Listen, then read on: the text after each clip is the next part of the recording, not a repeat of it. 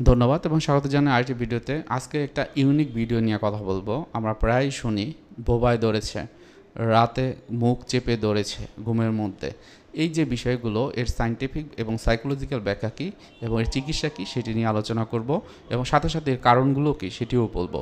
আমি আছি সাইকোলজিস্ট আসাদুজ্জামান রাজু, বর্তমানে প্র্যাকটিস করছি পাইনাল মেন্টাল হেলথ কেয়ার সেন্টার, যেটি মিরপুর 2 অবস্থিত।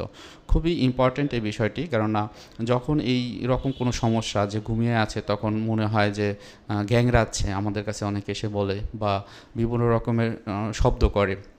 সেক্ষেত্রে অনেকেই কিন্তু এটা মনে করে যে এটা ভূতে ধরেছে, এই জন্য তার এই প্রবলেমটা হচ্ছে।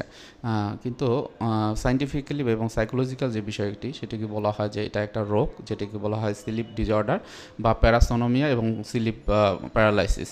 খুবই এই বিষয়টি যাদের ভিতরে কাজ করে অনেক ক্ষেত্রে দেখা যায় যে তারা বিভিন্ন রকমের তাবিজ কবজের শরণাপন্ন হয়, অথবা বিভিন্ন যে পানি পড়া বা অন্যান্য যে যে আমরা বলি যে ট্র্যাডিশনাল হিলিং যে পারপসগুলো সেগুলো তারা করে থাকে। কিন্তু তারা কিন্তু এই বিষয়গুলো সম্পর্কে খুব বেশি ধারণা না রেখেই যে রকম চিকিৎসা পদ্ধতি দেয় তাতে কিন্তু ওই ব্যক্তির আরও খুব খারাপ অবস্থা হয়।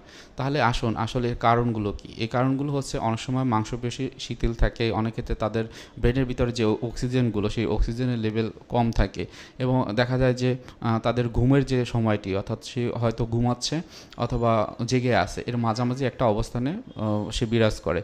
তখনই কিন্তু এই ধরনের যে ইস্যুগুলো চলতে পারে। অনেক ক্ষেত্রে REM এবং NREM বলা হয়, যেখানে র্যাপিড আই মুভমেন্ট হয়, এবং এই সময়টা কিন্তু এরকম কোনো বিষয় হতে পারে।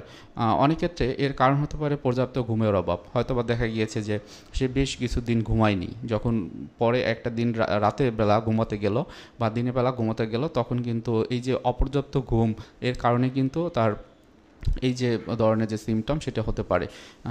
অনেক ক্ষেত্রে দেখা যায় যে বেশি ওজন থাকলে অনেকের ভিতরে বেশি ওজন কিন্তু তাদেরকে একটা এফেক্ট ফেলে এবং দেখা যায় যে ঘুমের মধ্যে তারা বিভিন্ন রকমের ভয় পায়। হ্যাঁ, এবং এই বয়টি সাইকোলজিক্যাল ব্যাখ্যার ক্ষেত্রে কিন্তু খুবই গুরুত্বপূর্ণ।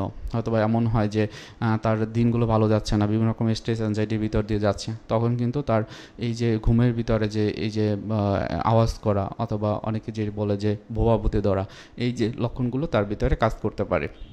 এবং শারীরিক আরেকটা কারণ থাকে, সেটা হলো টায়ার্ডনেস। অনেক বেশি টায়ার্ড থাকে সে, হয়তো বা অনেক ক্লান্ত, অনেক দিন ধরে কাজ করেছে বা ঠিকমতো ঘুমাতে পারেনি, ঠিক ওই যে জায়গাতে কিন্তু দেখা যায় যে যখন ঘুমিয়ে পড়ে তখন কিন্তু এই ধরনের সিমটম চলে আসে।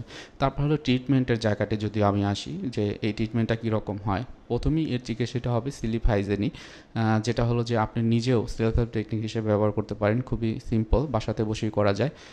যেমন পর্যাপ্ত ঘুমের ব্যবস্থা করা। রাতের ঘুম রাতেই দিবেন, দিনেতে ঘুমানো যাবে না। রাতে যখন ঘুমাতে যাবেন তখন হচ্ছে যে হয়তো 10টার ভিতরে যদি ঘুমাতে পারেন এবং খুব সকালে যদি উঠতে পারেন সেটা সবচেয়ে ভালো। ঘুমানোর আগে কোনো রকমের মোবাইল ডিভাইস ব্যবহার করা যাবে না। যদি ঘুমের সমস্যা থাকে সেক্ষেত্রে ঘুমের যে ঘুমকে ভালো করার জন্য যে ওয়ে আছে সেগুলো অ্যাপ্লাই করতে হবে। অনেক ক্ষেত্রে দেখা যায় যে অনেকে দিনের বেলাতে প্রচুর ঘুমায় এবং রাতের বেলাতে সে ঘুমায় না।